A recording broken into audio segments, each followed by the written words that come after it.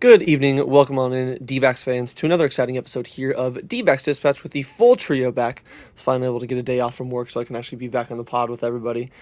So appreciate everybody tuning on in here, spending your free time, whether you're on the YouTube side in the comments, which will be bringing up some of your guys' comments throughout the show. So again, put them in the chat.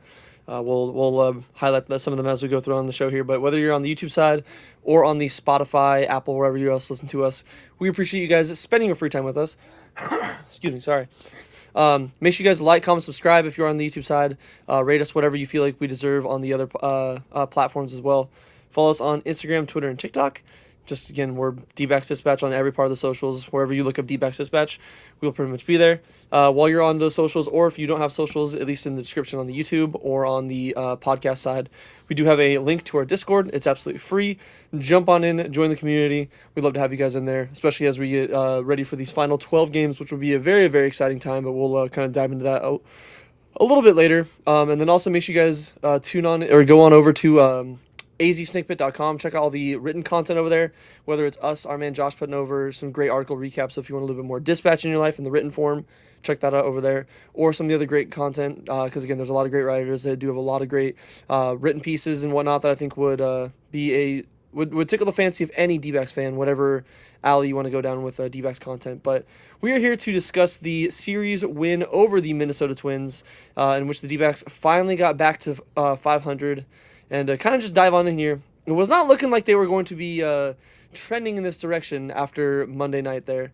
Kind of go game by game here. We'll start obviously with Friday nights. Or not Monday night, Friday night, sorry. It's been a while since I've been on here, so it'll take me a minute to get back in there. But starting with Friday night's game, the D-backs did open up the scoring. Corbin Carroll got an RBI single there, made it 1-0. But then Cody Bonds Clemens hit one of his 3 home runs of the day. The Twins got immediately back in the lead there. They ended up climbing to I think it was a 6-2 lead throughout the game. A couple other home runs, but the D-backs were not down and out about this. They were climbing back there. Geraldo Perdomo hit his 19th home run of the season, made it 4-6 D-backs. Carroll got another RBI single to make it 5-6, and then in the 9th inning there, Gabriel Moreno doing Gabriel Moreno things. There needs to be a conversation about him and Jose Herrera, clearly, because Gabby Moreno hit a go-ahead 3-run bomb that undid the absolute horrible start that Brandon Pfaadt had here, which he continues to struggle on the road. We'll have a little bit more about him, but the D-backs did go into the bottom of the 9th with a miraculous 4-run 9th inning, had a 2-run lead, and had everyone very hyped, but of course, this is the 2025 Arizona Diamondbacks bullpen. We got to see Woodford. Obviously, not too much we can expect from the bullpen, but Woodford did give up the 3rd home run of the night to Cody Clemens. After a 9-pitch battle, Cody Clemens got a changeup or a sinker, kind of not dead over the middle, but too good of a pitch, and he did hit one to the, I think it was a left center field, made it 7-8 Diamondbacks, and then a bunch of walks. Like, it was a very, very rough inning to watch there in the bottom of the 9th inning kind of unfold. Obviously, once the home run happened, we all kind of got that, or at least don't want to speak for everybody, but me personally watching it, I kind of got that sinking feeling. I'm like, please no, like this is really going to be what happened, because there was a single, hit by pitch, a walk to tie it, bases loaded, and then that set up the Twins to have a sacrifice fly to walk off the Diamondbacks, and they lose 8-9, and really, really spoil a chance to get even further up in the standings, because the Mets were in the middle of their what ended up being an 8-game losing streak, and they squandered yet another opportunity. Seems to be the last 2-3 weeks, most of their losses outside of that Giants game 1 in San Francisco, most of their losses are kind of self-inflicted, to where they do it to themselves, whether it's poor hitting with runners in scoring position, poor defense that we saw kind of in that Red Sox series, or even just, piss poor bullpen, whether it's the pitchers themselves or the management of the bullpen.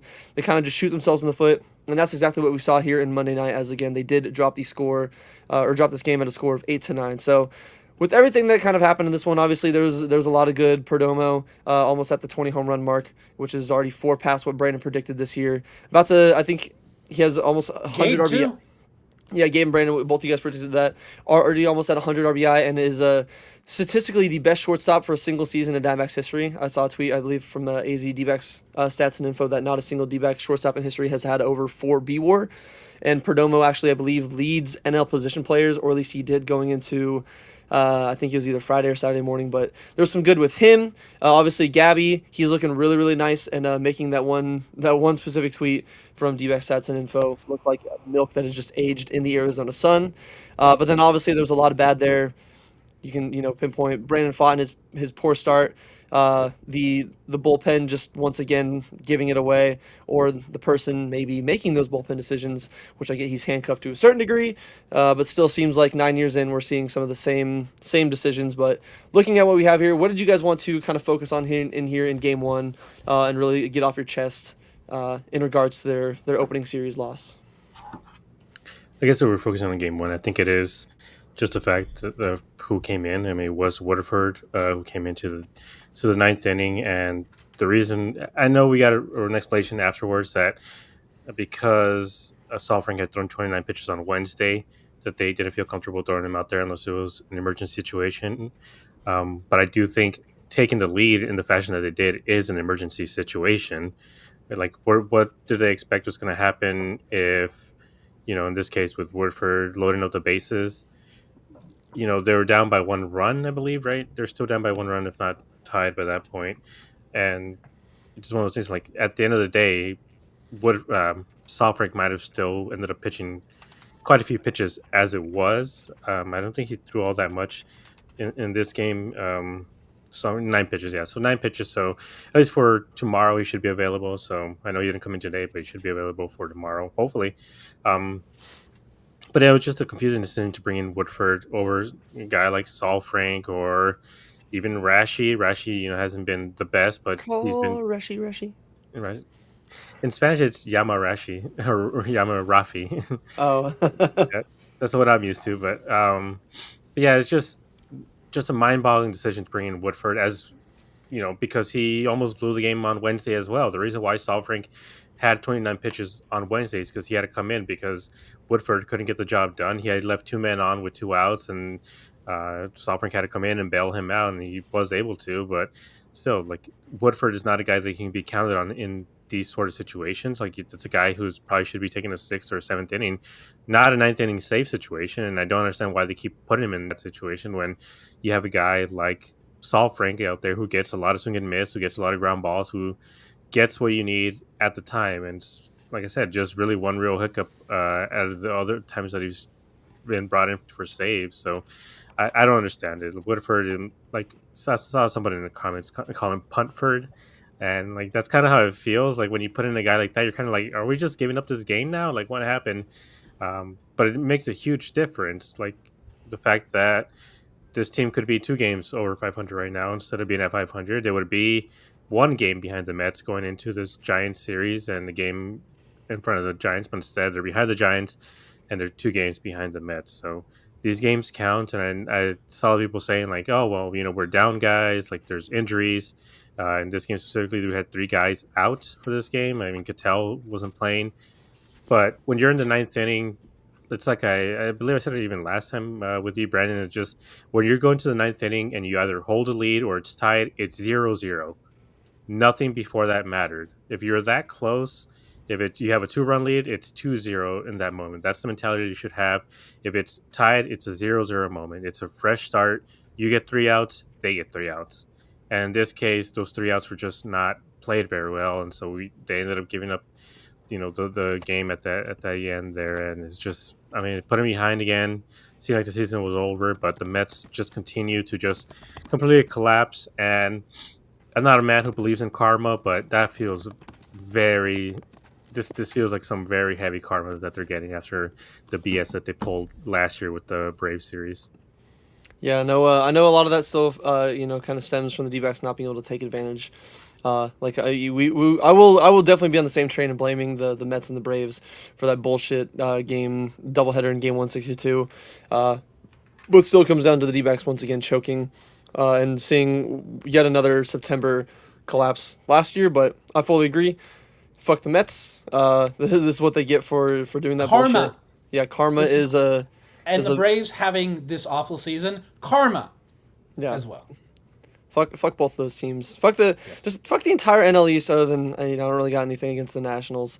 Like the Marlins, like I don't hate them either. I just hate playing in their ballpark. But other than those two teams, the other three teams just fuck right off. But you do bring up some great points with like the Punford, and I think even like Corbin Barrels in our comments is saying Jack and Jesse said it best today. They're still playing like it's player development, even though they're in this race, and still it's frustrating, which I do fully agree. It's Yeah, Gabe even said in our group chat like they got to decide like are yeah. they That's in the group chat, developing. and I said it on the podcast, I think, with you, Brandon. It was just like either this team is in player development, so that means all the young guys have to play, or they're still trying to go for it, which means all the 9 best guys in your net and whatever 4 or 5 guys you can count on in the bullpen should be out there as often as at least for the bullpen as possible. I know that's not always possible, but you need your best guys out there as often as you can. But you can't have it both ways. This can't be a well, we're developing, Joe Schmo and Kobe, whatever that guy's name, Kaiser. Like we're trying to see what we have from Oh, him. Like Connor no, Kaiser. that Connor Kaiser. It's like no, like you put your best guys out there every second that you're able to, and like I don't see any of these other contending teams putting out 3 or 4 guys who shouldn't even be on their team. Barossa. Oh, sorry, I had a little tickle in my throat there. I don't know, weird. You had some phlegm. Yeah, I don't know where that came from, but Gabe, honestly, I think you have the kind of echo the same thoughts that me and a lot of other fans. And we'll get to some comments here after Brandon gets his thoughts. So Brandon, passing it over to you. In with game one, obviously there was a lot of highs, there was a lot of lows. Being down 6-2, coming all the way back, especially that ninth inning, a 4-run ninth, capped off on that Gabby bomb. Which once again, I wish we had the graphic of that tweet from again. Love the account. Arizona Diamondbacks Stats and Info is one of my favorite Diamondbacks accounts out there. But I still like to look back at that tweet back in like May, where it was like we may need to have No. It was this like second week of April. It was like the second week of the season I'm gonna find it really because quick. it drove me nuts because people like bringing up like war and stuff. I'm like, it's the second week of the year, and I'm sorry, war is not the be all end all stat to say if a guy's good. And I'm like, I use my eyes, and he's like, oh, so you're judging based on 20 years ago. Yes, I'm trying to find it really quick because it's definitely still one that every time I even kind of like look back into it, I'm scrolling back because it was one of our tweets. Oh yeah, so it was on 5/7/25. Oh, Put up the really? stats. Okay. Gabby was 20 for 86. Jose was 8 for 40. Jose had a 598 OPS. Gabby had a 587 OPS, and he says it's time to have a very weird conversation. And Brandon looking back on it, Nostradamus, he knew exactly like, understand what the numbers say, but Gabby I'm always sorry. Like, I was like, I get what they were doing. Like, yeah, they Herrera looked a lot better at that time, but I'm like, Herrera has been in this organization for how long, and he never took the starting spot. There's a reason why, and and they traded for Gabby. Yeah, So so it for was me, that definitely was a tweet that I know a lot of us, at least me personally, I had a bookmark, and I always like to look back on that, especially with how good Gabby's been playing the last like couple weeks. He's been, playing like the top catching prospect that he was when he traded for him from the Blue Jays. But that's other than that, obviously, and then the bullpen kind of shitting the bed there. What did you want to kind of focus on here in game one? Whether it's echoing something that Gabe was talking about or something else that maybe hasn't been mentioned that you wanted to bring up from game one. I mean, I think Gabe kind of really hit the freaking nail on the head there with the bullpen and Jake Woodford.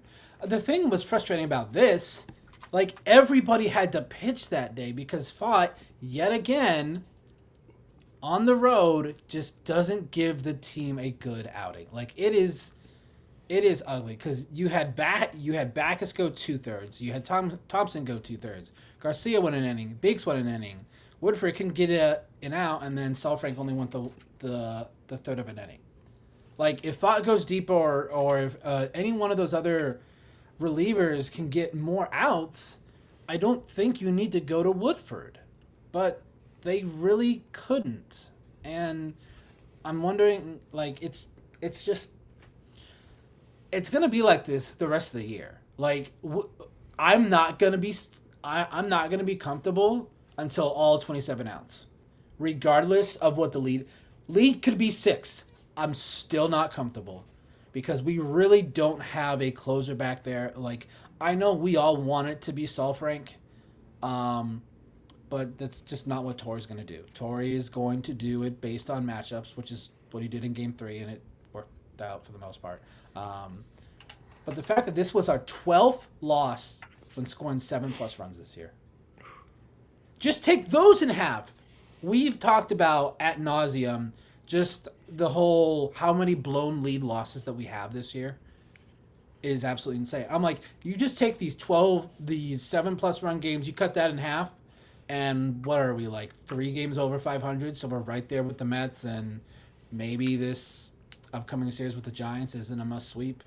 Um, so yeah, like this, like game 1, but I really want to talk about just how much better this team is with Gabby behind the plate.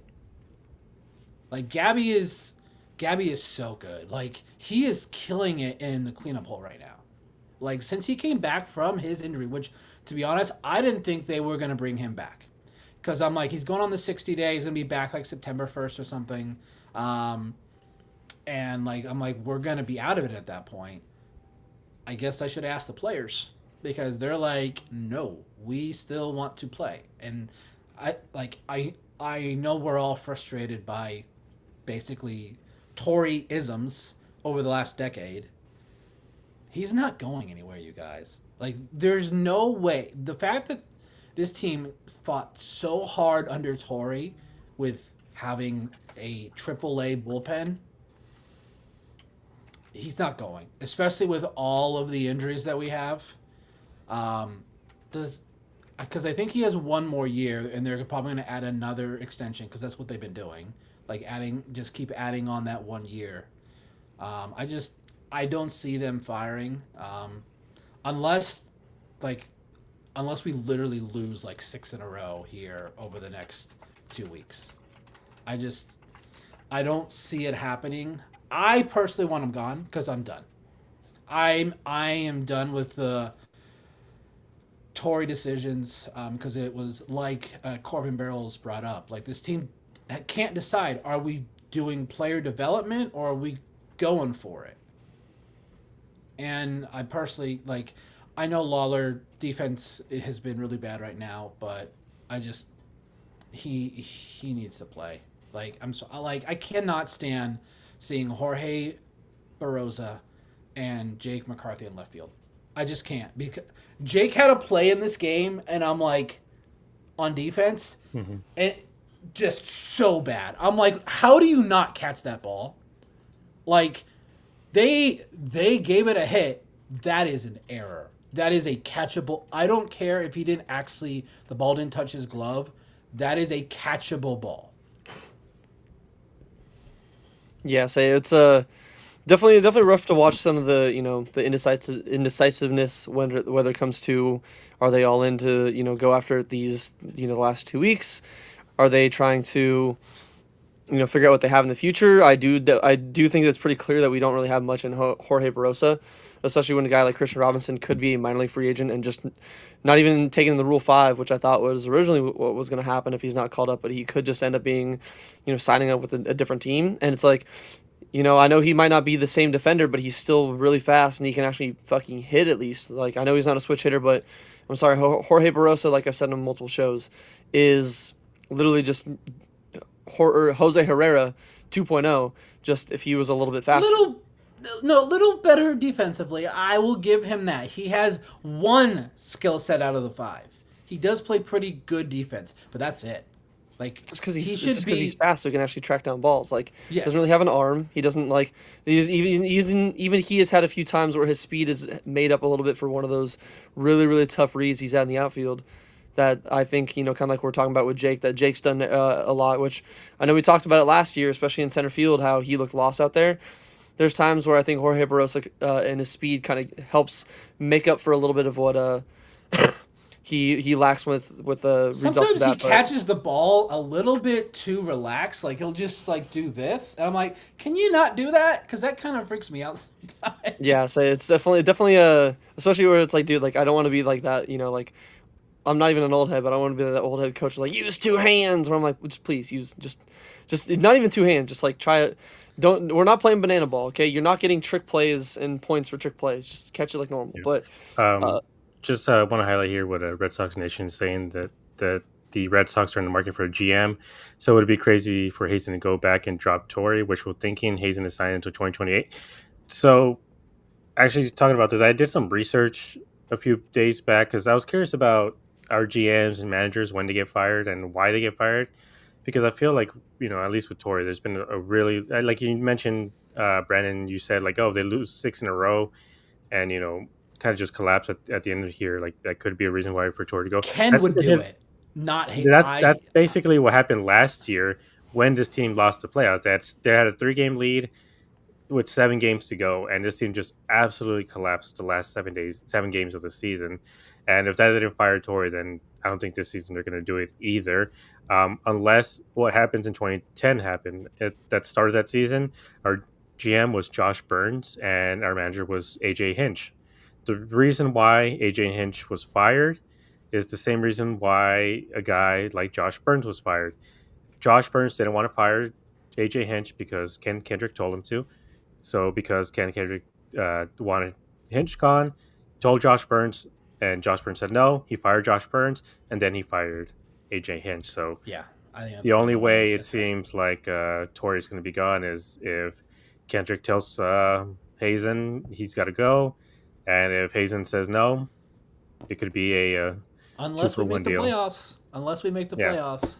I know we mentioned even on past shows, like if he wasn't fired, I know the 2021 season really wasn't his fault. He was basically given, uh, he was given a really really rough roster to work with, so like you can't fully put the blame on him, but still if he's not let go in a historically terrible season for the Dbacks franchise, unless we have something close to it again, like unless we win 65, barely scrape 70 wins, I don't think we're gonna, especially because we have a good enough core like Which we're most seeing people now, like. thought after the trade deadline. That's Oh where we yeah, were and a lot headed. of us were expected. Like that's what I'm saying. Like we even you can back and look at the episodes the way they were playing. This was going to look like a team that was going to lose like 85, 90 games, and I think that would have been grounds for being like, yeah, maybe we should like move on from him. But the fact that again, we're seeing it as fans. We have a really good young core. Like we do have really good young pieces like Perdomo, Carroll, Marte, Blaze Alexander's been playing really really well since the Geno trade. We're seeing while the bullpen has been hit or miss, we're seeing at least some young guys that could be like Rashi. I don't want to see him in safe situations. I think he does have at least a spot. Like he has a really nasty splitter Can he when he's figure located it. out how to do an outing under 20 pitches, please? It Yeah. drives me. Like if he goes more than one inning, I'm fine with that. But he's had like 2 or 3 outings where it's 1 inning and he throws like 20 plus. I'm like, can you? I Yeah. can't. But like My anxiety cannot handle that. and like he again, I know he only throws like 90 miles an hour, but like his splitter is really really gross. So like sometimes you don't need to throw like high 90s. I would like it, but if you have a really nice off speed pitch, kind of like what we saw with Nabil Charisma in Game 3 that we'll get to in a little bit. Like there are some nice pieces, and that's kind of why this team is where they are because the players are playing as well, to where I don't think we're ever going to see this team be a 65, 70 win team, a near like 95 plus loss team. I just don't think it's going to happen. So like unless there's turmoil in the clubhouse where he generally loses the clubhouse, I don't think we're ever going to get rid of Torey Lovello. Like, and I'm kind of like there's days where I'm like, dude, okay, please, I can get rid of him, and there's some days where I'm like, okay, you know what? I'm not fully on board of like getting rid of him, but it still is frustrating that the one thing that Gabe's mentioned about a couple of one of the last pods I was on about how September bullpen misusage is something that he just still never learns from, and again, not every loss is always on the manager. Obviously, sometimes when the players themselves, like Torey Lovello is not the one that's leaving a 90-mile-an-hour meatball right down the dick of the plate to Cody Clemens. That's the player itself. Just like how the players themselves are also the ones that aren't hitting with runners in score position. But at the same time, sometimes we see it's like, okay, why was that pitcher even put in that scenario in the first place? Why was that hitter put in that scenario in the first place? Like pinch hit situations, lineup situations, like we talked about with Jorge Barosa. It's like there are certain things that are started because of the manager's decision that in the 7th, 8th, 9th inning we see come to fruition. It's like, okay, maybe obviously hindsight's a beautiful thing, but I at least want to end the positive note on Game 1 here of agreeing with Brandon. Gabriel Moreno, definitely, he deserves to be next up in line for an extension. I know the reason why I didn't get one is because of, the injury history, but, his last 15 games, he's got 3 bombs. He's hitting 360, 431, 580 slug. Like, that's Really, he has 7 walks to 9 strikeouts. Even in his last 7 games, I know smaller sample size, but even better numbers: 417 with the 517 on base and a 708 slugging. Like having again, even looking at the 15 game number, having an over 400 on base and like an over 500 slug, like nearly 1,000 OPS from a catcher. That's doing things that like Cal Raleigh does. Catchers aren't really known for their slugging, and if he can hit even a little bit under what he's hitting right now in those 15 games, along with providing that Gold Glove defense, I think that we need to just lock him down and give him a Brandon Pfaadt, Justin Martinez kind of extension. Like he might cost a little bit more money, just because obviously he's an everyday player, not a pitcher. But I do think that'll be worth it because he is really showing why we traded, Dalton Varsho, who again is a very good player. He's one of the best defensive center fielders in baseball and is still a very good player. So I don't think it's the fleece of a trade that we thought, but we're at least kind of seeing the reason why Gabby was the big headliner in that trade coming to Arizona and not Lourdes Gurriel Jr., which again he's still a good player, but Gabby was the big headliner that for a very good reason. But wanted to touch on some of the comments here in our chat, which again, if you guys, I know Red Sox Nation had a question about the Giants side, we will bring up once we get to our series preview, once the series review is done here. But obviously some of the questions here, like I know we talked about Corbin Barrels, bring up what Jack and Jesse said earlier, even like what Scott said earlier. The bullpen is so hellacious. Ryan Nelson leads MLB in 8 games. We left with a lead. And joke of the ped, shit the bed, which we will definitely touch on here in game 2 in a second. And yeah, looking at that, it could be a 15-3 record, which is disgusting. No respect for Ryan Nelson, or at least the bullpen doesn't. Disruptive on the topic of Barossa, saying Barossa literally has an F rating for power, which is, we're definitely seeing it because he is literally going up there, swinging and missing, basically doing what Jose Herrera does without having the benefit of being in this organization for so long. About pitchers actually like pitching to him and whatnot. I do like Scott. Again, I'm not fully on board of firing Lovullo, but I do like the nickname. Scott saying so fed up with Luz Volo regime. That it's definitely one that I haven't seen before. So I at least wanted to bring that up there. And I know, like Scott saying, Moreno isn't injury prone though, and he's still young. But I would rather lock him up now because, again, yeah, it's going to be really expensive, especially for catchers in this current MLB structure where guys like Patrick Bailey and not Rushman anymore, but guys like who come at a premium, especially catchers can both hit and play good Golden Glove defense. Like they're going to be at a premium, especially in the next couple of years. So they got to lock him up at some point. And I know Scott said he's injury prone, but like Disruptive said, the only real injury he's had this season was when he had his hand broken by in that Reds game.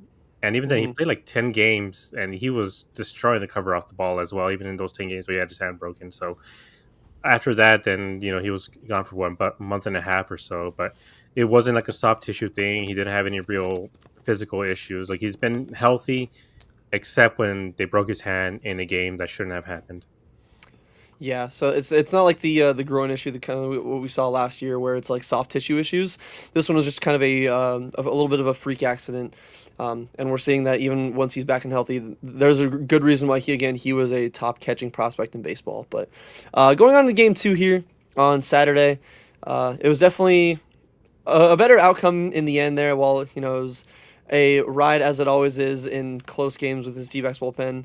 A little bit of a pitching duel early on. It was kind of the tale of 2 starts.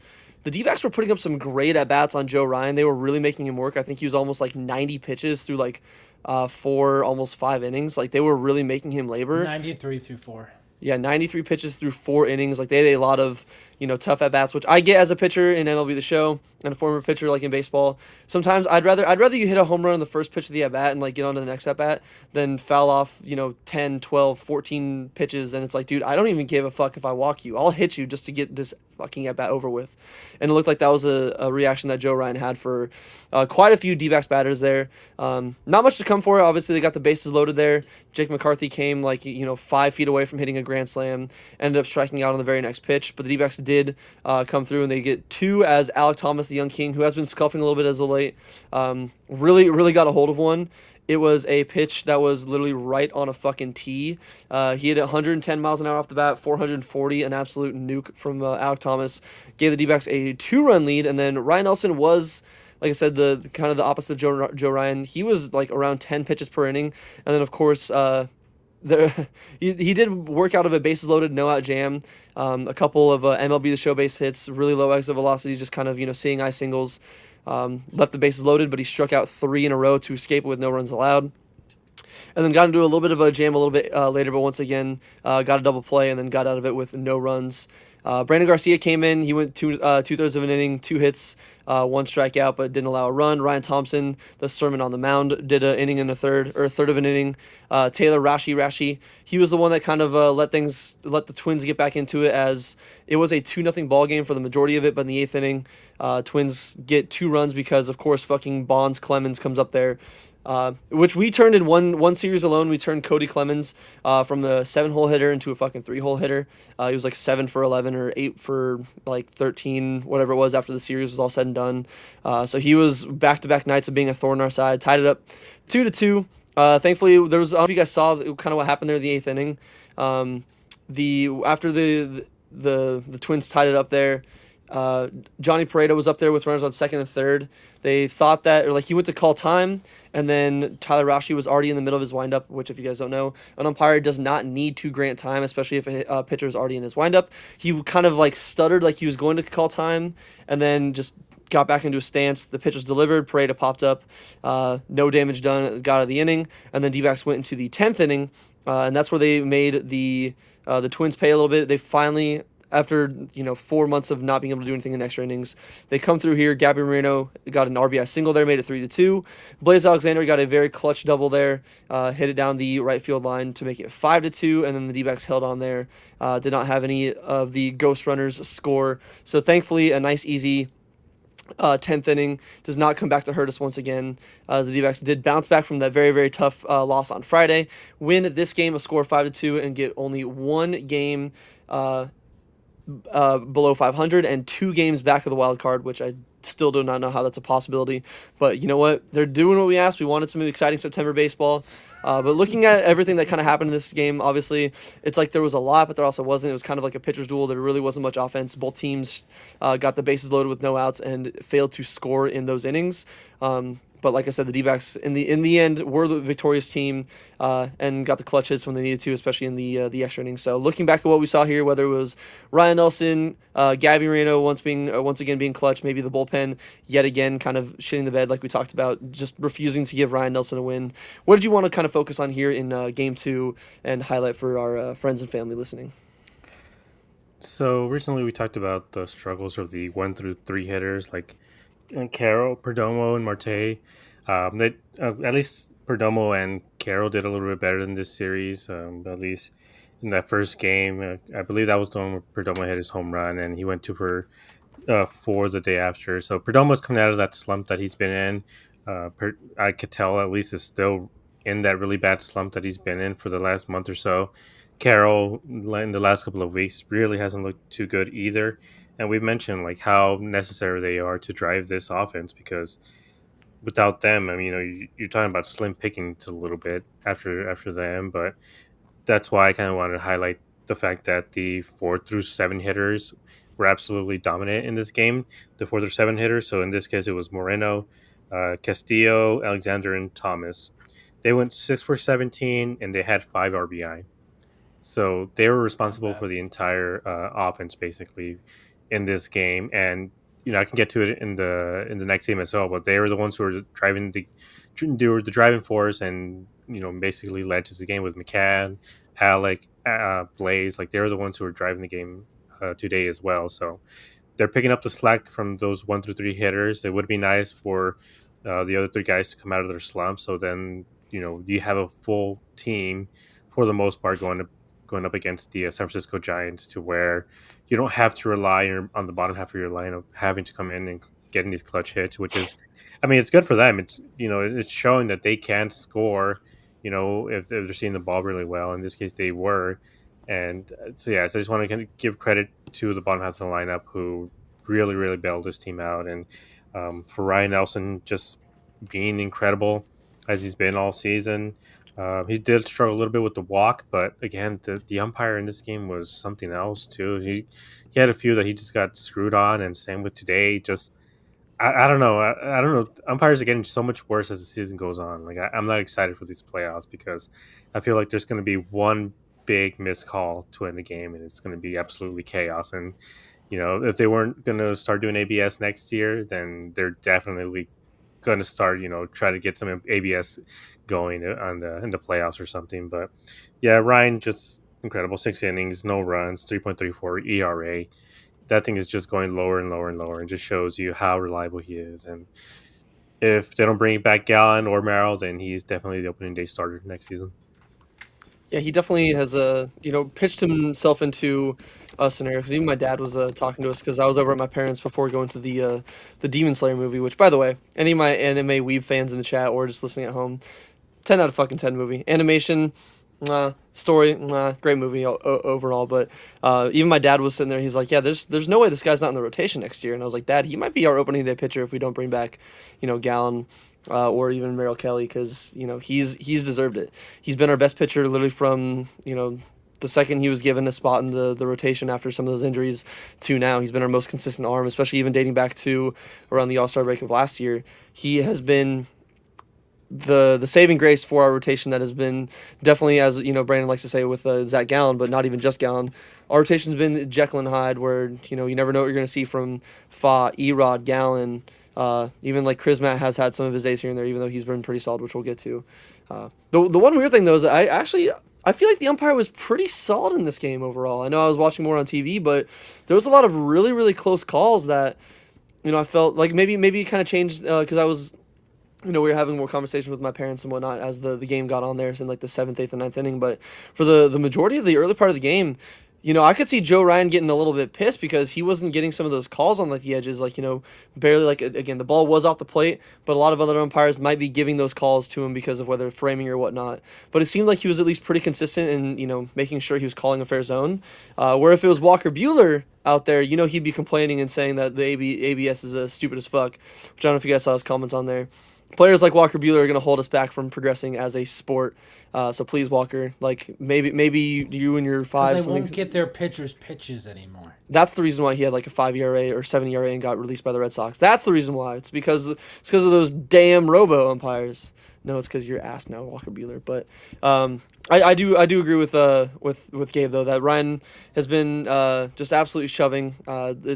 While the walks were a little bit of an issue or just control in general, I still blame Bert because going into I believe it was that 5th inning or maybe the 6th, he's like, yeah, Ryan Nelson, his pitch count is well in control here, and then has an inning where he walks like 2 guys, has a 14 pitch at bat literally right as he says that, and I'm like, I know Brandon says the announcer's curse isn't, or the announcer's jinx isn't real. I fully think it is real. Steve says it all the time too. Like he's like, y'all, this is not a thing. I don't know, man. I don't know. The track record for it is definitely going to go against it, but I do think that outside of that, it was a stellar start from him, and we're definitely going to need him to do that if we do miraculously make it into the postseason, as he'll probably be, depending on how the starts line up. If we do make it into October, I think he will be our starter, and he has definitely earned being not even just our starter opening day next year, but our first starter in the playoffs if that does kind of come into play there, and we do end up making it to the dance. But Brandon, passing it on to you here, kind of in thoughts of game 2, whether it was Ryan Nelson or kind of like Gabe was talking about with that middle part of the lineup, really providing the big thump in here, obviously scoring all 5 of those runs or driving in all 5 of those runs. What did you want to kind of bring up here in game 2 in the Dbacks 5-2 victory over the Twins? So I know Nelson had been good, but I didn't realize he's gone at least 5 innings in 11 straight starts. That's every start since July 19th. I did not realize he had been that efficient. Like I thought, like he maybe had one blow up outing. I mean, so he had 2 starts in a row where he gave up five runs and 4 runs, but he still won 6 innings. That's what he's doing.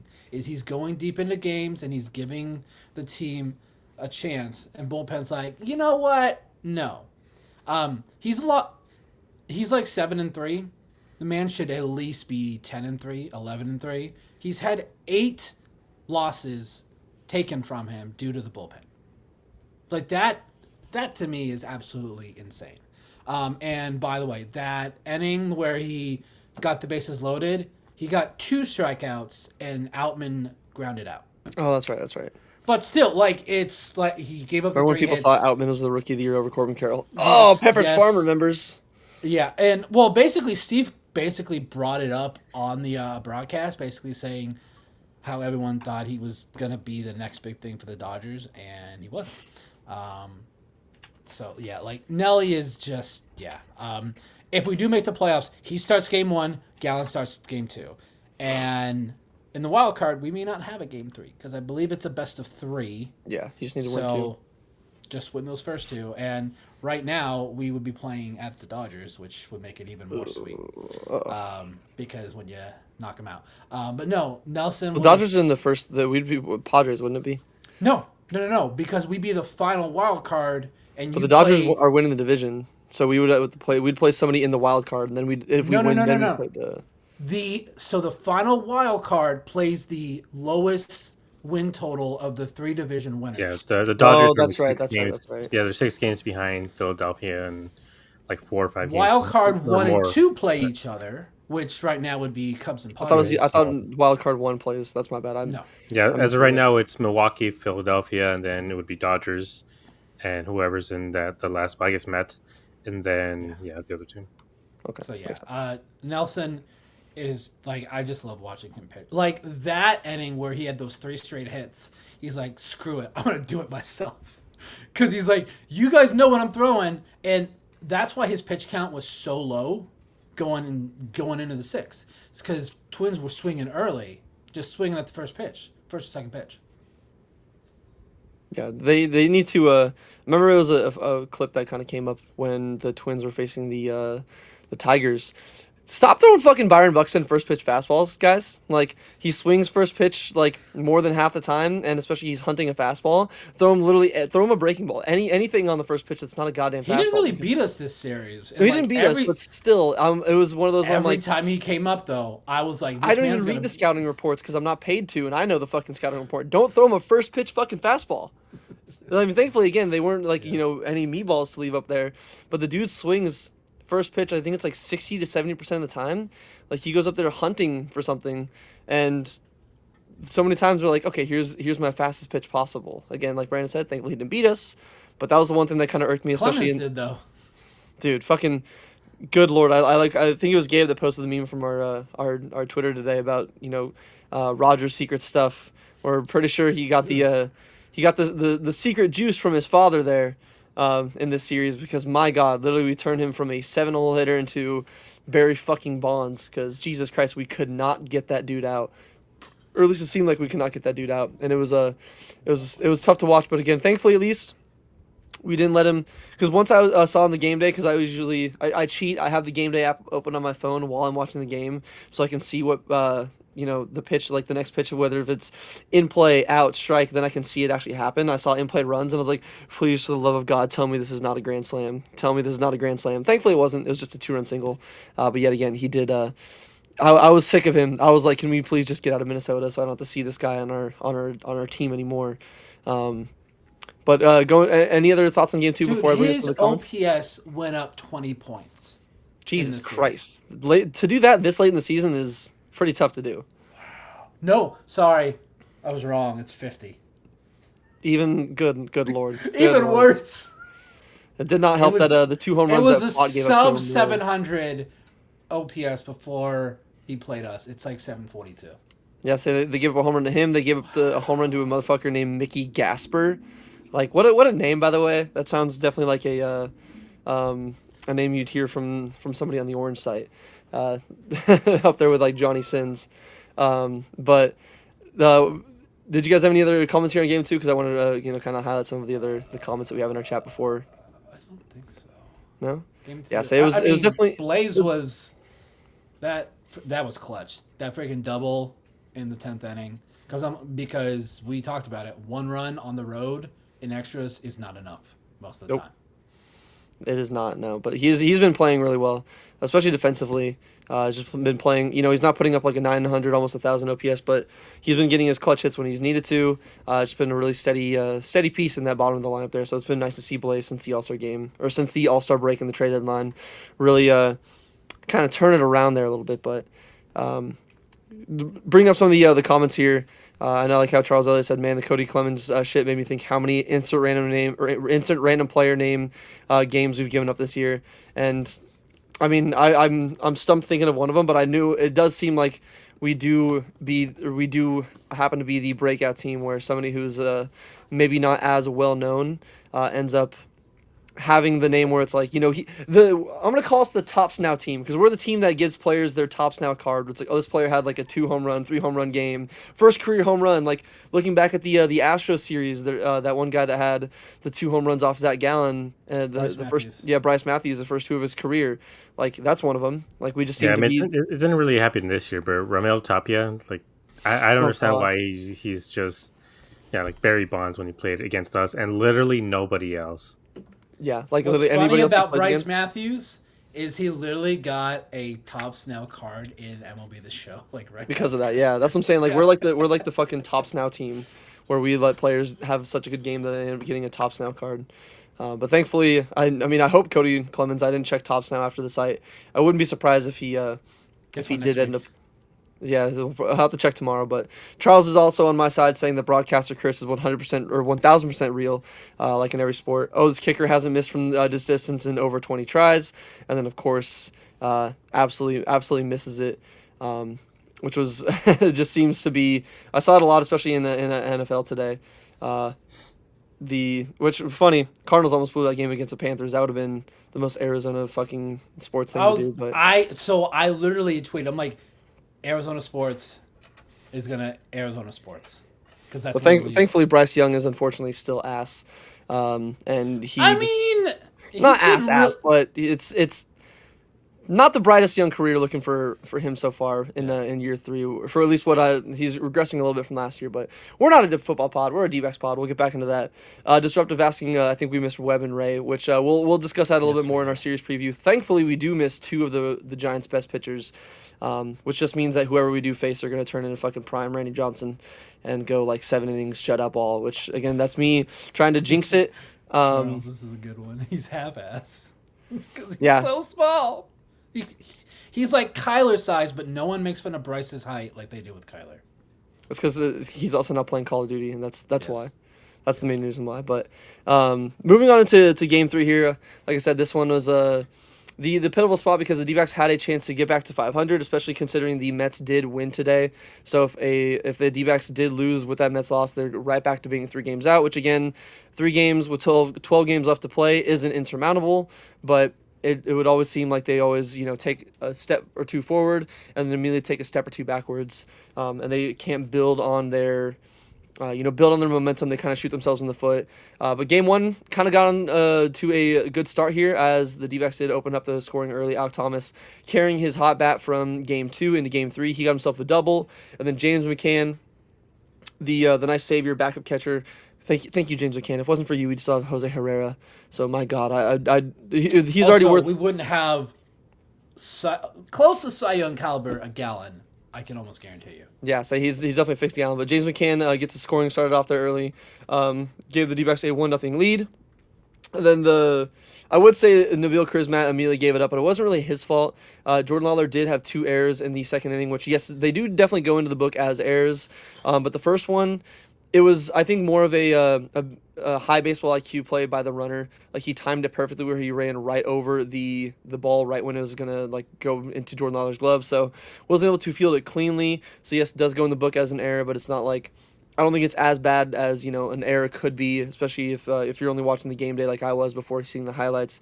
Like, okay, yeah, it's an error, but it's not a bonehead mistake. And then his second error of the inning, where not the greatest throw, but still, like we were talking about pre-show, having a 5'10" first baseman there in Tim Tawa, not the greatest stretch, and a regular first baseman. Like if we still had Josh Bell makes that play. Like it was not the greatest on either end, but again, a throwing error there from Jordan Lawler did let the Twins get a 2-1 lead over the D-backs. But thankfully he helped spark a little bit of an offense in there after Blaze Alexander was hit on the elbow, which he was taken out, so hopefully he's good. The X-rays came back negative, they said, but there was a little bit of swelling. He's probably going to be wearing an elbow guard going forward, which I don't know why players don't in general. Lawler did get a double to put runners in second and third. Thomas struck out, so then James McCann, it was up to him. 2 outs needed to be clutch, and he was indeed clutch. Took the first pitch that he saw, and he crushed it 407 feet, 109.5 off the bat to give the D-backs a 4-2 lead. But of course, this is the D-backs bullpen to Bill Chrismat. Pretty solid game here. He did go 5 innings, only 3 hits, 2 runs, no walks, 4 strikeouts. He has a 2.70 ERA. He's been pretty solid. But because the D-backs bullpen was pretty gassed here, as Torey Lovello even said in the postgame, Anthony DeSclafani, who has been, I would say he's been more ass than he's been, a savior at times. He did eat up some innings, which was clutch, but he did let the Twins kind of battle back in here. Gave up a home run to Matt Wallner, his 22nd of the season, made it 4-3 Twins. D-backs get one of those runs immediately back. Tim Taw with an RBI single to make it 5-3. And then, like I said, Mickey Gasper, who, elite stash, I will say, an absolutely elite stash in his profile photo for MLB.com on the game day. But this dude in 87 at-bats is basically Jose Herrera. He was hitting 161, 267, 508 OPS, and they gave up a home run to him in this game to make it a 5-4 ball game once again. But then thankfully the D-backs do get one more run back after they manufactured a couple runs there, and I believe it was the 8th inning there. Start off with a Corbin Carroll single. Alec Thomas with the bases loaded did get a sac fly to make it 6-4, and while the bullpen did once again want to make it interesting there, 2 quick outs there in the bottom half of the inning, followed by, I believe it was a ground out strikeout, and then Austin Martin single, Cody Clemens walk, which Backus just looked like he did not even want to pitch to him at all. Luke Keeschel, ASU legend himself, was hit by a pitch.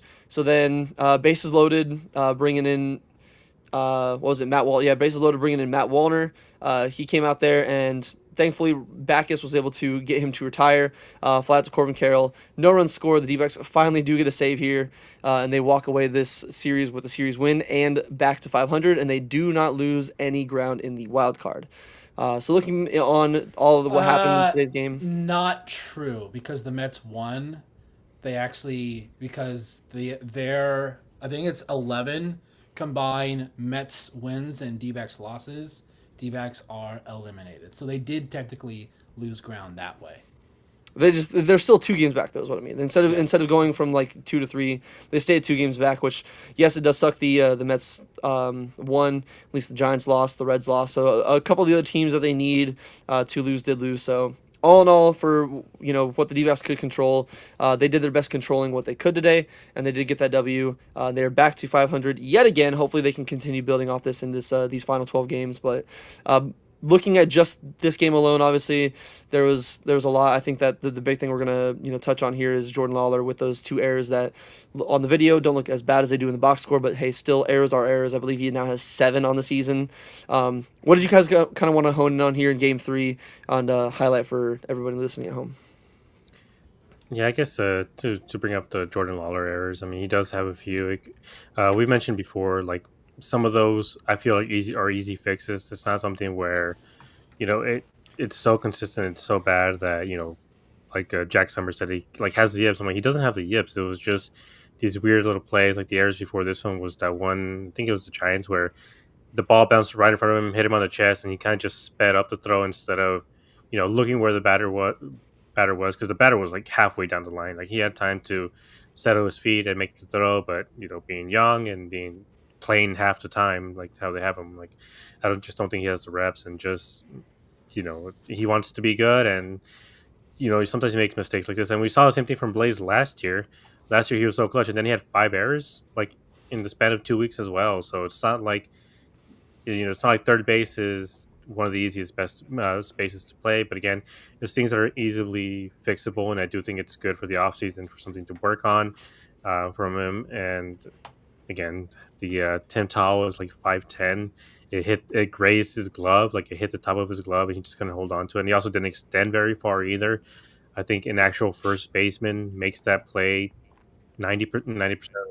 So I shouldn't have been in there either. But also, I want to talk about there was some bullpen mismanagement in this one, leaving DeSclafani out for another inning after he already given up 2 home runs In the innings prior, he was already reaching 40 something pitches coming into the eighth, and that's what I understand. It's Tori does matchups until randomly he just doesn't want to, because the first batter in the eighth inning was Cody Clemens, who's a lefty, Luke Keyshaw, who's a righty, and then Matt Wallner, who's a lefty. So there was two lefties out of the three.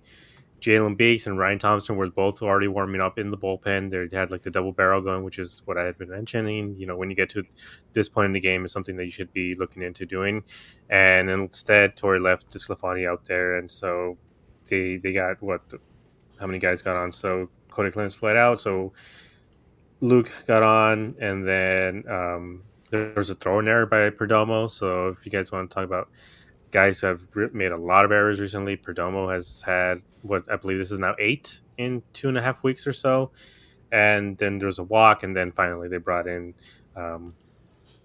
finally brought in Big. So I believe there was with the bases loaded already. So Yeah. he got the clutch ground out, and then they were able to get into the ninth. And then Ryan Thompson wasn't perfect, but he did his job. He was able to get the first two outs, and then they brought in he did get Backus too, which all right. I mean, he got the job done, but it was a little weird to take out Ryan Thompson like that. But overall, yeah, I just think Tony Disco should have been out a lot sooner. And since coming back from the IL, he has not been good. He gave up 4 runs in that outing against the Giants, really put the Diamondbacks behind, and then two Three home homers runs, 3 home runs. So he's just giving up the home run ball. Like, that's not a guy that, as of right now, should be counted on at all. But to end positively, again, the 4 through 7 hitters, they went 6 for 14, and if you include the hit from Blaze, or the hit by pitch by Blaze, and another walk, so they were on base 8 out of the 14 times.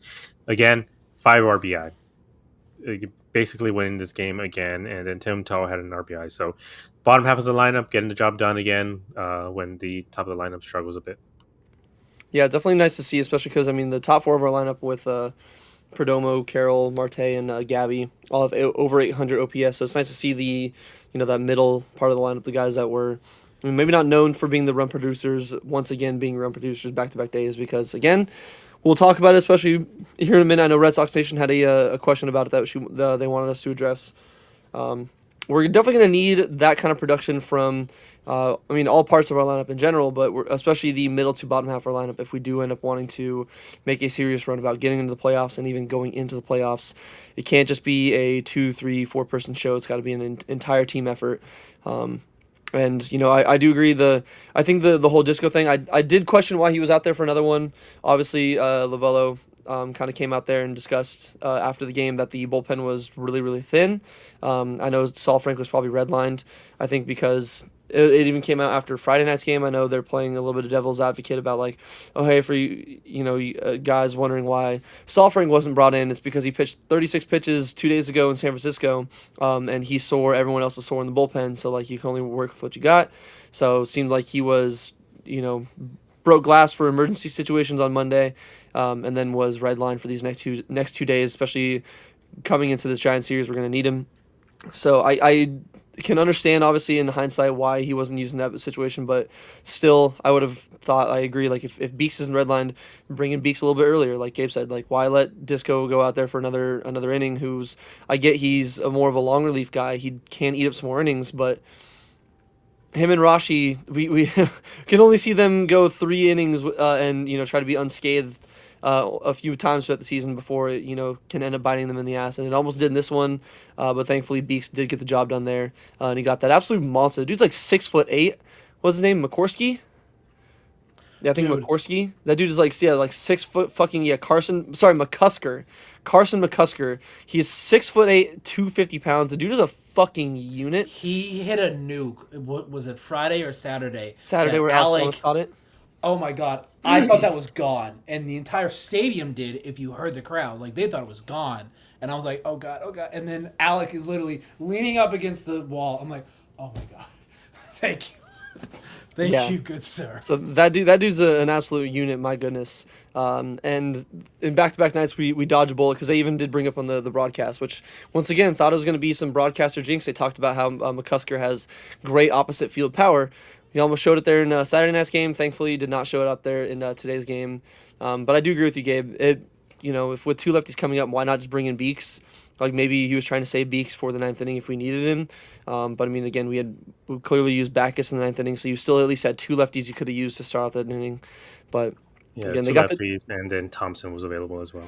yeah, so like either way they got the win. So like I know people are like, who cares? You got the win. I agree to that to a certain extent, but it's still at least worth mentioning that again, while we did win, it was a little dicey there, and it could have been something that we look back and like, hey, why did you leave him in there, which could have led to a loss. Which thankfully that's not the situation we're in. But Brandon, passing it on to you here. In regards to today's 6-4 win here and series win back to 500, what did you kind of want to highlight and bring up in this discussion as the D-backs did win this series against the Twins and get back to 500? Nabil Crismatt had a really, really solid outing. Like he's been a true surprise. Like when they when they signed him, I was like, I don't know. Like he was never that great of a reliever. Go to Baseball Savant and go look at his numbers with his changeup today. 83 pitches, 35% whiff rate. Yeah, Yeah, 12 whiffs. Bailey Ober had 18 whiffs. Holy fuck. Yeah, like he was like freaking Chris Pratt was really, really good today. I never he was pitching in the minors as a starter like most of the season, and he was decent. It wasn't great though. So, but yeah, DeSclafani, since he came back, coming out of the bullpen, it's not working. Like he has not looked good. But my question is, if you designate him for assignment, who are we bringing up from Reno? Gilbert Diaz. He's been ass at Reno though. Not recently. He's been a lot better. I believe he was injured. He came back, and then he's been pitching way better in the last He's not at Reno though. Outings. He's not at Reno. No. Gilbert? I thought he was. I mean, one I forgot that he was I think it's because I checked his stats a few weeks ago, so I guess that would make sense that he has been pitching a little bit better. But it is even like my dad was saying, because my dad was talking about because I was definitely a little bit salty on Saturday night after that Friday night loss, where I'm like, yeah, cool, and my dad was like, I mean, honestly, with what they've had to work with, who do they have in the minors to bring up? It's a bunch of young guys that are probably unproven that we could hopefully get something good out of it, and then it's like everybody good everybody that's good has already been signed or picked up by another team. Like there's not really many options, so they're kind of just working with what they got there, which I get to a certain degree. He's at AA, by the way. Damn, he got sent down. Ugh. Yeah, he was bad. So just looking at who's on the 40-man for Reno for pitching, you got Juan Burgos, you got Andrew Hoffman, but he's hurt. He's hurt. Dre's hurt.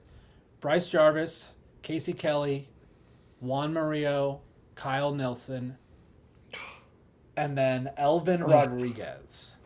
Yeah, it's literally it's damned if you do, damned if you don't. Like no matter what. I don't know if there's anything there. None of them are the length guys too. Like that's why I think why they're keeping Disco up here is because he can eat 2-3 innings, where a lot of these other guys like Murillo, Nelson, like Jarvis is the only one in that group that he could eat up a couple innings. And I know even Jarvis isn't good. Like I know we want to think that Jarvis is good. In his one start since he got sent back down, he gave up 4 runs in 4 1/3. Like he's really not that much better. And Jarvis really out of the pen has not really ever been that great for the D-backs. So yeah, to be honest, I know he's not a long guy, but I would rather have Juan Murillo. Oh, you know that from experience? He's not a long guy? Pause. Sorry. I mean, there's still Kyle Lament. As far as I know, he's still he's not injured or anything. But again, he's not on the 40-man, and I don't. But at that point, wouldn't you just have to DFA Disclafani?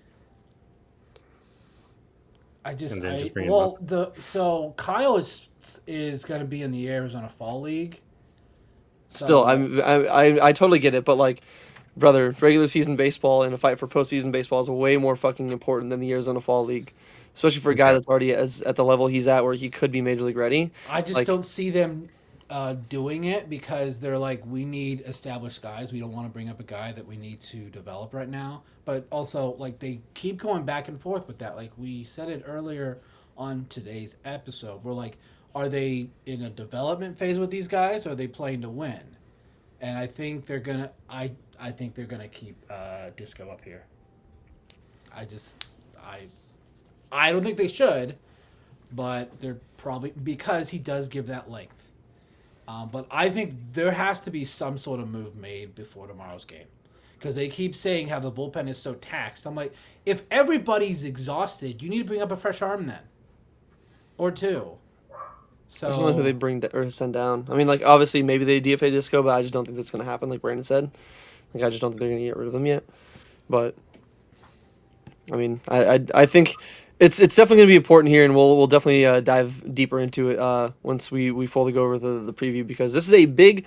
Our final 12 games are literally going to make or break our, not even just our season, but another team's season. As again, the NL West, multiple teams, yeah, multiple teams. It's going to decide seeding. You know, the Padres are only 2.5 back of the Dodgers.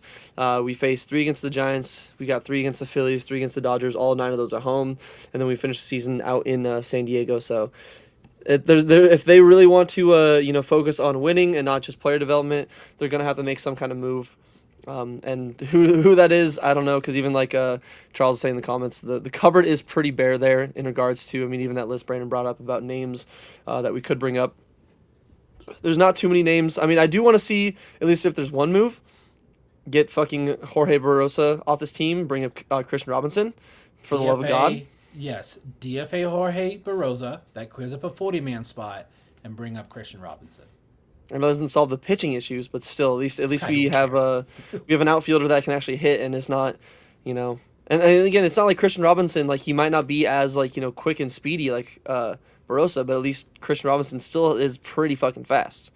Again, guys, he was one of our top prospects for a reason, and I would rather at least give him a shot and see what he can do at the major league level than lose him. Like, they stuck through him through all that legal stuff. Why would you not even want to try and see what you have with him? Because you could lose him in about a month.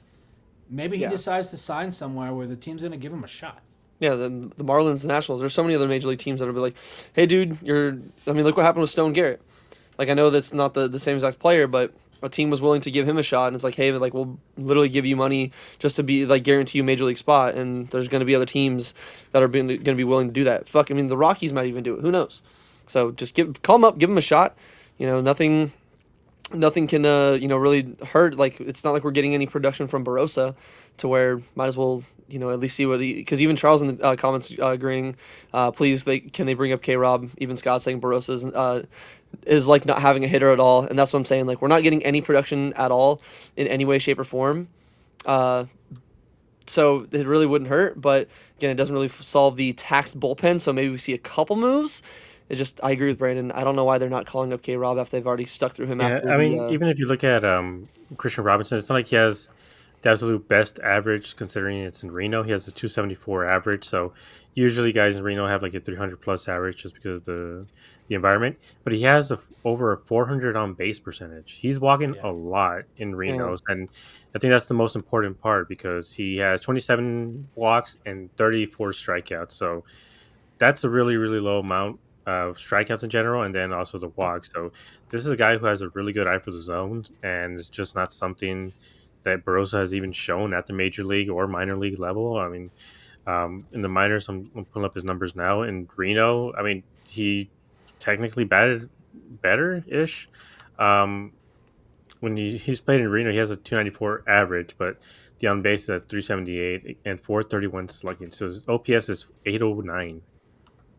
809, and Christian Robinson is over 900. Sometimes I wish we had a minor league team that was, kind of like the Mariners, where they're in a not as run heavy environment, so we can at least go like, oh yeah, he has a 270 average with like an 800 OPS and like a pretty weak, offensive environment. Yeah, maybe he's gonna click here versus like Jake McCarthy, Pavin Smith, Jorge Barrosa being borderline Barry fucking Bonds, Sammy Sosa, and Mark McGuire down in Reno, and then they get up here, and then they are who we thought they were. You know, they're exactly who we thought they were. And if you look at the all the guys who have come up and been successful at the major league level and like the higher prospects, they are the guys who had a 400 plus on base. Like Corbin Carroll had a ridiculous on base percentage, and we had like a 1200 OPS. Same with Alec, I think had like 1100.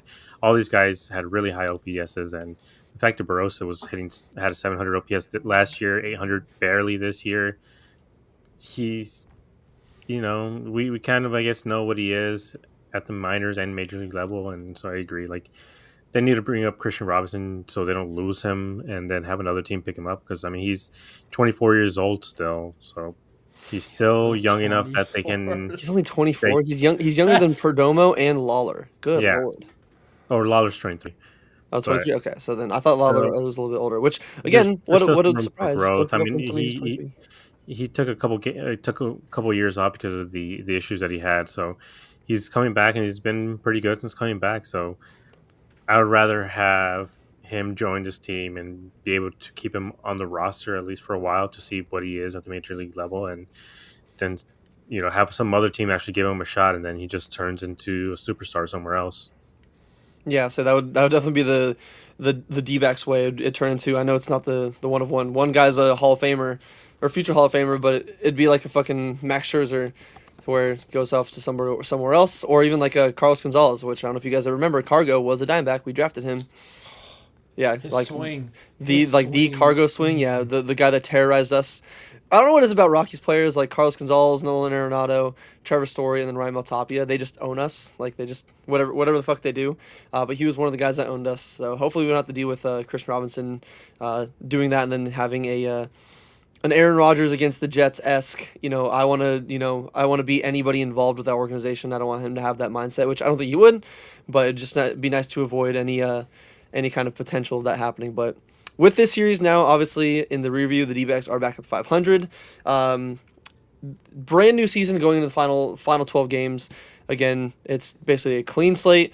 What happened in the past, who the fuck cares? These next 12 games are what matters the most, and I think the most critical are the first of the 12, as they are going to face the team that's ahead of them in the wild card standings. We get to go back home here. We get to face the San Francisco Giants, who we did just lose a series to in the Bay, which will probably be looking a little bit, you know, like a heartbreaker depending on how the season turns out. But the pitching matchups, we have Zach Gallen going tomorrow night, obviously 11-14. Looked a lot better in the second half here. He's got his ERA down under 5. He's got a 4.84 ERA going up against Tang, who's 2-4 with a 7.54 ERA. So, expect a 7 innings, 1 run out of that guy. Erod, who's 8-8 with a 4.98 ERA. Once again, he's been pitching pretty solid as of late. He's going on Tuesday versus a yet to be announced starting pitcher for the Giants. And then the rubber match on Game 3 is going to be Brandon Pfaadt, who pitches way better at home. So thankfully we get a Pfaadt start at home. He is 13-8 on the season, which just shows how he gets run support in a lot of his games. He's 13-8 with a 5.31 ERA going up against Justin Verlander. Unk still got it. My God, a 3-10 record with a 3.94 ERA. Looking at the pitching matchup, while also taking in this question that we had from Red Sox. I know Red Sox Nation asked this earlier in the chat. I want to use this as a way to lead into getting some of your guys' thoughts. They ask, before we end the live, can we just touch base really quick on how optimistic we are for our series against the Giants? Also, if we sweep the Giants, what our playoff odds are? Playoff odds are? Is it realistic? So, what are your thoughts on just the series coming up in general, and also the question that Red Sox has posed to you two gentlemen? Yeah, this is part of the. I mean, we keep saying it for the last month or so that this is the most important series of the year, and as of right now, it kind of is because the Giants are ahead of the Diamondbacks right now by half a game. If they were to at least win the series, they go up a half a game on top of them. If they sweep, they go up, I believe, 2.5 games on top of the Giants. So this was a very pivotal series for them, especially considering who everyone else is going up against. The Reds are going against the Cardinals for 3 games, which the Cardinals, they're not the best, but they're also no pushover either. It's not like it's a team where, like the Marlins or someone that they're just going to destroy and then be able to catch up to the Mets and to the Diamondbacks. Like they are a pretty good team. They are close to 500. and the Mets are going against the Padres.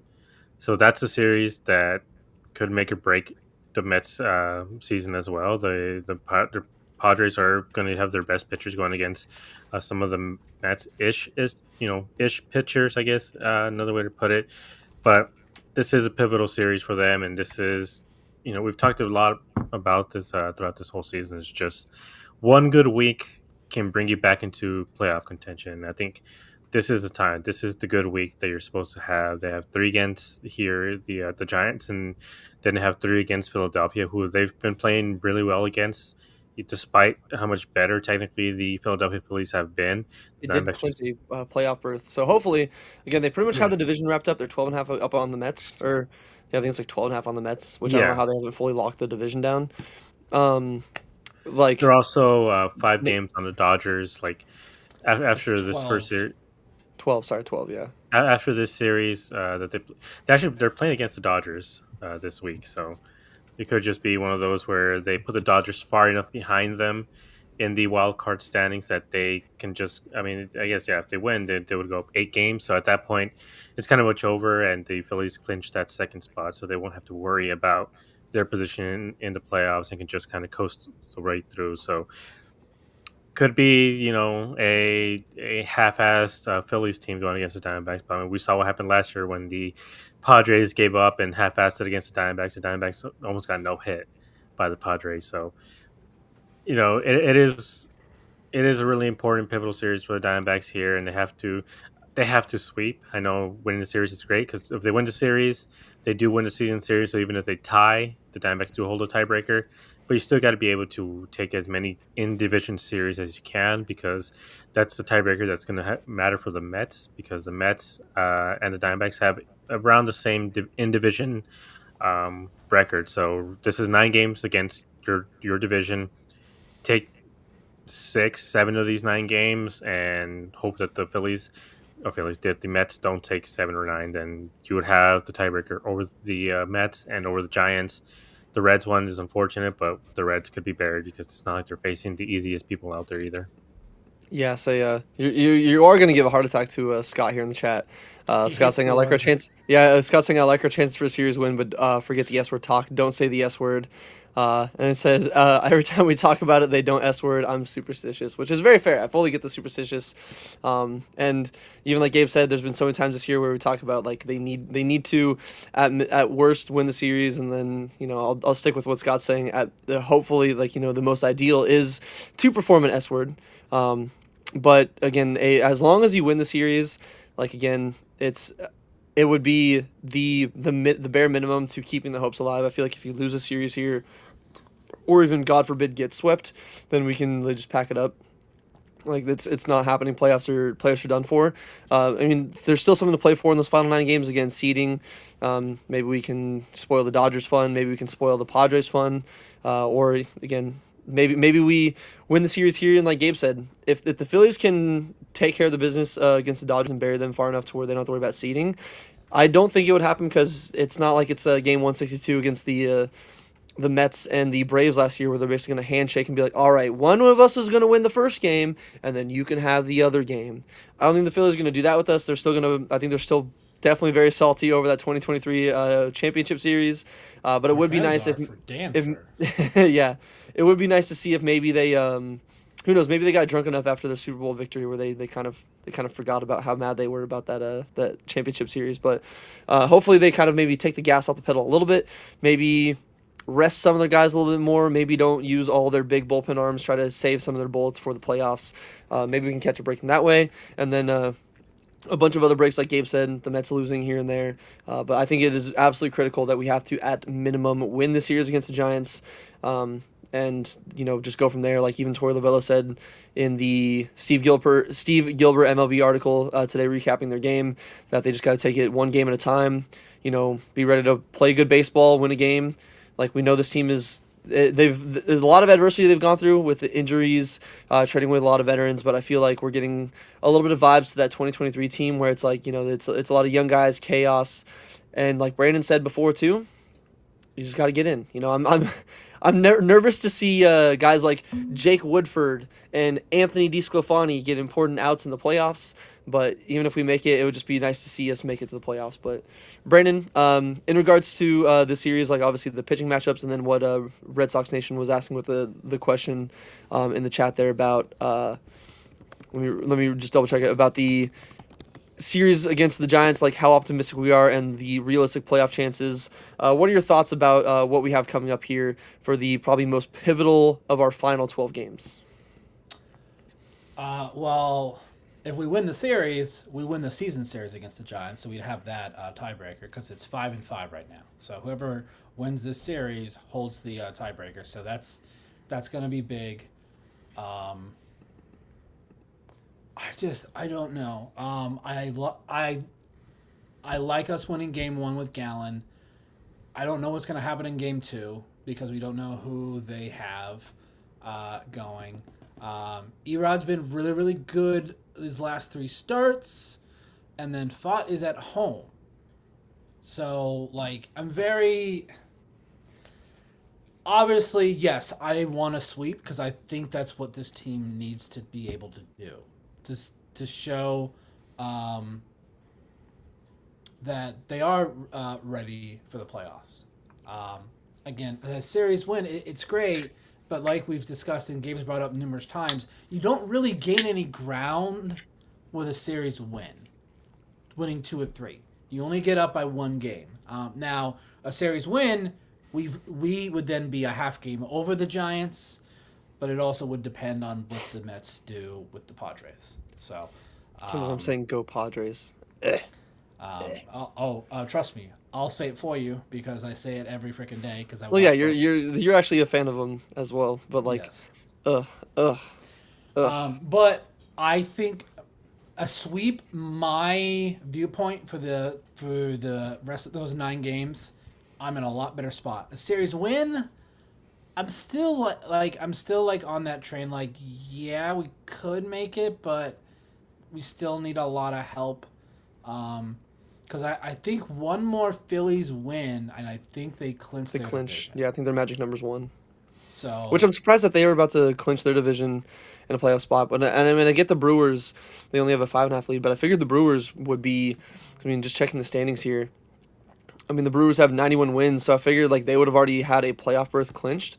But I'm guessing it's just because of the fact that they have a less of a division lead. well, they just clinched it yesterday, I believe. Oh, yesterday? Okay, I didn't see that. Yes.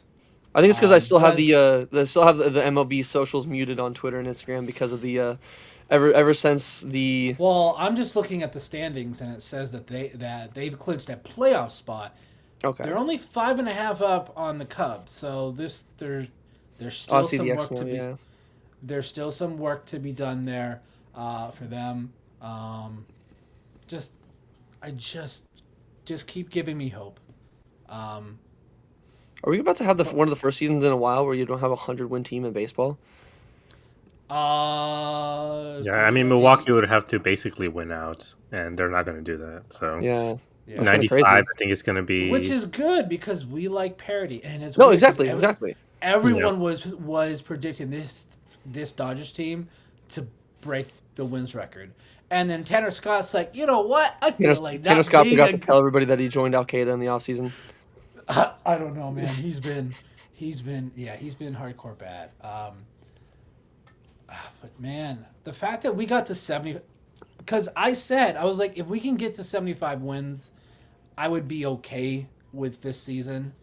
Because yeah, at the trade deadline, the way our roster looked, I'm like, there's no way that this team makes the playoffs.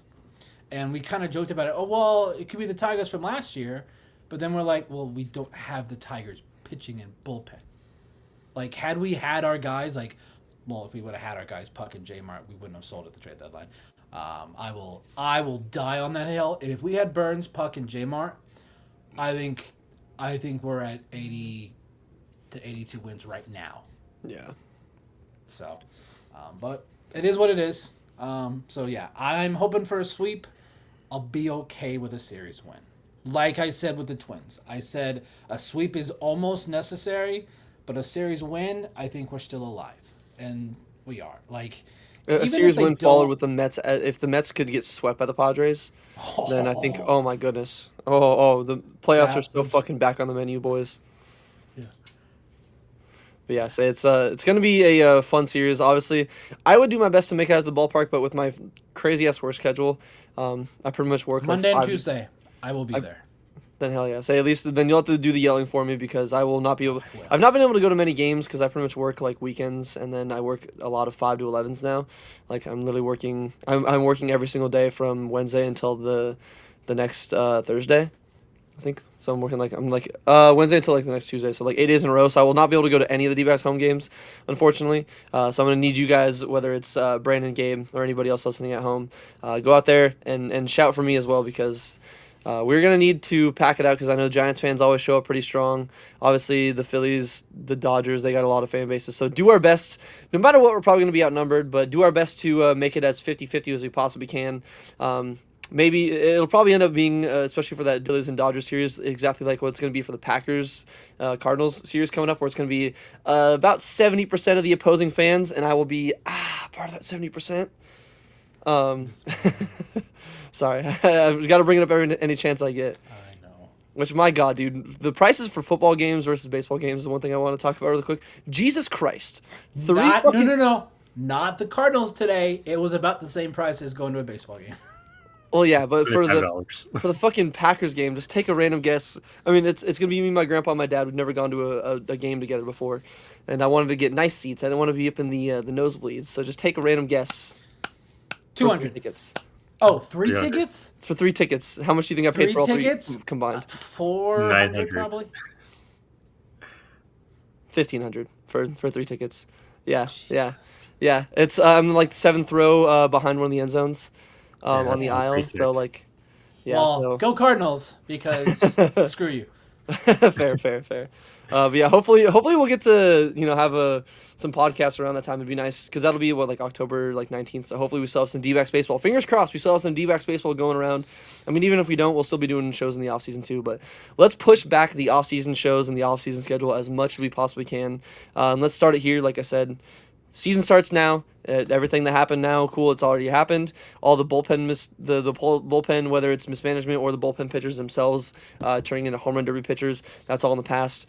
The season starts now. We have 12 days, and this is really where, our mental health is going to be put to a test because if we lose out by one game again, I know we're going to be going back and highlighting how many games, whether it's the offense or those 7+ like Brandon brought up in game one. What is it, 12 games that we've lost where we've scored 7+ runs? Any of those 12s? I mean, the first three that come to my mind, obviously, Monday against the Twins. You have the game against the Dodgers where we debuted the Serpientes jersey. We have the game against the Cubs in Chicago. Like, Yeah, so many that we can look back on. Atlanta, Atlanta. Colorado. Oh, Yeah, God. there's Too many. So 40 plus blown lead losses. if we can make the playoffs doing that, then like I don't know what kind of like Jobu chicken magic they did in the clubhouse there with Torey Lovello and the rest of the team. Like I don't know what chicken they sacrificed to make that happen. But It's the Perdomo TikTok live streams. I'm freaking calling it right now. That's why he's doing it. is he TikTok live stream all the time in there? I don't. Oh, dude, I barely it's use TikTok. literally every day. every day, man. Dude, Every day. I'm realizing I'm becoming an old man. Like I don't get this 6 to 7 or 67 fucking joke bullshit. I don't either. In the Demon Slayer movie, there's a line where they said like the number 67, and a whole row of like teenagers next to me were just started dying laughing, and I'm like, I don't understand this, man. Like I don't use TikTok. I just use Twitter because that's what I've like. I'm not old enough to where I use Facebook as my only source of information, but I use Twitter and Instagram Reels. I go on TikTok because my wife sends me stuff, but other than that, I'm like, I don't even touch the app pretty much. So like, I genuinely didn't even know Perdomo did any live streams from there. I know Cattell does live streaming from his Instagram every now and then when he's not posting 30 different or home run. Every time he hits a homer, if you tag him, he will repost it. By the way, Find you somebody that loves you as much as Cattell Marte loves himself, man, because that is some true love right there. But any other final thoughts here, whether on the series that we did just finish up here, or maybe anything else regarding our final start to our final 12 games of the season that you wanted to touch on again? Just kind of want to highlight what Scott Mack is saying that we had a 1% chance. No, it was below that. They had a 0.4% chance to make the playoffs just about a month ago, and they're at 4% now. So we more than quadrupled our Highest since like chances July since 27th, by the like way. mid July or whatever it was. So crazy things have happened. I have plans to go out of town in October, so part of me was looking forward to not have to pay attention to baseball during that time, and now that we're close enough here, I'm like, am I going to be up at 3 a.m. watching Diamondbacks baseball? I mean, I wouldn't mind, I guess. I mean, it's going to suck, the day, but for the most part, like it is fun. Like I like during that 2023 playoff series, I s- I saw or I was listening to it because it was like at 3 a.m. in the morning in Germany, so I had the wild card, the DS, and like the first couple games of the championship series, I was in Europe, so a lot of 3 a.m., 4 a.m. games, just yelling, trying not to wake up, anybody else in the Airbnbs and hotels and stuff like that. So I'll see what happens here, but Now we know how yeah, our man Benji on the T-Backs podcast feels for yeah, literally every Yeah. game for okay, yeah. 162 games of the season. But yeah, so I'm excited to hopefully have something to look forward to because I'm like halfway through Gilmore Girls and I don't have any other shows to rewatch right now. Hey, Peacemaker season 2 is out. It's been a really solid one. If you haven't seen New Girl, fantastic show. Me and my wife love that one. That's a great one. Or if you ever need to watch anime, Hunter x Hunter. Telling you, it's goated fucking anime.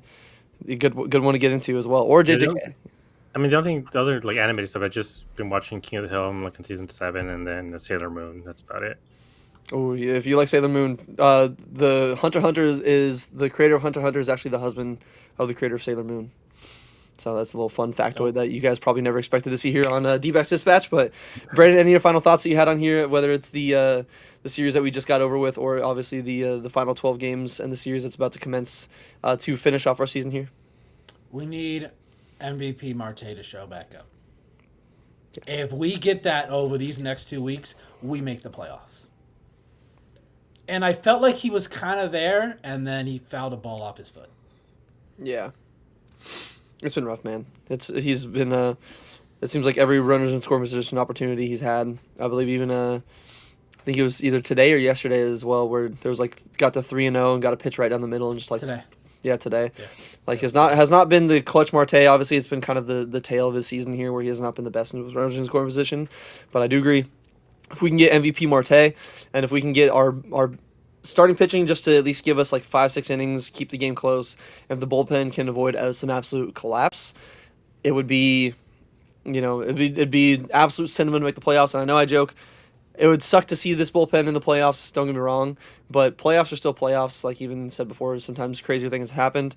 Even my dad said, hey, if they make it in there, who knows? Maybe things kind of fall into place and they have another crazy run like 2023. But I would still rather make the playoffs and win a series and then lose the second round, whatever it is. Just making the playoffs is fun. It's fun having October baseball. Every pitch matters more than it does for any regular season game.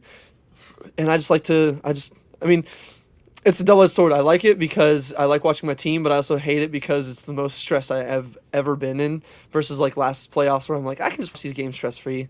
Or like today with the Packers not playing, I can just watch football stress-free. It's nice, but I would love to be stressed watching my team in the playoffs because that means there's still a chance to win the first World Series since '01, and I would actually like to witness one and not be a small child when it happens. But again, we need a couple things to go our way, but the D-backs' fate is in their hands. And that all starts tomorrow night, obviously, with that series against the San Francisco Giants. So if you have the opportunity, go out to the stadium, show out, make some noise, try to do your best to make it 50-50 or potentially outnumber the opposing fans. For these final 9 games on the homestand and the final 12 games of the season in general, because, again, maybe a little bit more disappointing season, like considering what we expected the like spring training and whatnot. But the fact that we're getting this much of meaningful baseball in the final home stretch here is what I believe a lot of us were at least hoping for, considering where we were at the trade deadline. And they are giving us what we asked for, so we got to do our best as fans, show out them for them, give them our support, and be as hyped as we possibly can, and bring the energy because they're going to need it. And we're going to hopefully be here on Wednesday night. Well, I should say hopefully Gabe and Brandon will be here on Wednesday night to discuss this series recap against the Giants, and hopefully it's in high spirits. I will be there, whether it's in high spirits or not. I will be there in spirit, just from work, doing some live stream stuff. So Appreciate you guys tuning on in here for another fun episode of Dbacks Dispatch. Again, like, comment, subscribe on the YouTube side, or if you are on the podcast side, leave a review, whatever you feel like we're worthy of. If you have any socials, Twitter, Instagram, TikTok, make sure you guys follow us on there. It's at Dbacks Dispatch pretty much anywhere. Shouldn't any be weird like underscores and things like that. It should just be all Dbacks Dispatch. If you guys don't have any socials and you want to join the Discord, it is in the description on the YouTube side and on the podcast side. Or again, if you do have socials and you are on Twitter, it is pinned to our profile. Make sure you guys join the Discord, and even as Scott Mask says, just get in, baby. 100%, and also just pause, and then also get in on the fun over at the azsnakepit.com. Like I said, great content, whether it's us in the written form that our producer Josh puts out, which again, go show his articles some love. He really puts a lot of work into it, and it's a great read, every single one. Nice little blend of humor, got some stats, got some great just stats. I'm sorry, it's late. Analysis. Thank you very much. My brain was not wanting to put that word out there. And if you want some more dispatch content in your life, there's some written stuff over there. So again, azsnakepit.com. Check out all the great writing that's over there from all the great writers. And hopefully you guys have a fantastic rest of your Sunday. And we hope that come Wednesday, we can be a little bit more hyped and the playoffs are back on the menu. But you guys have a fantastic rest of your Sunday night. We'll catch you later. Peace out.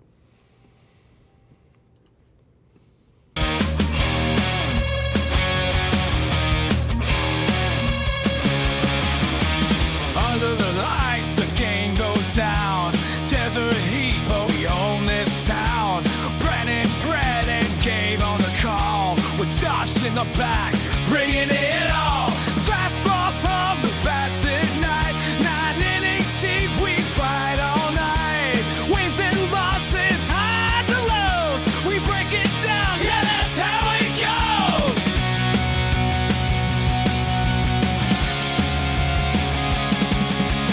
Dbacks Dispatch, turn it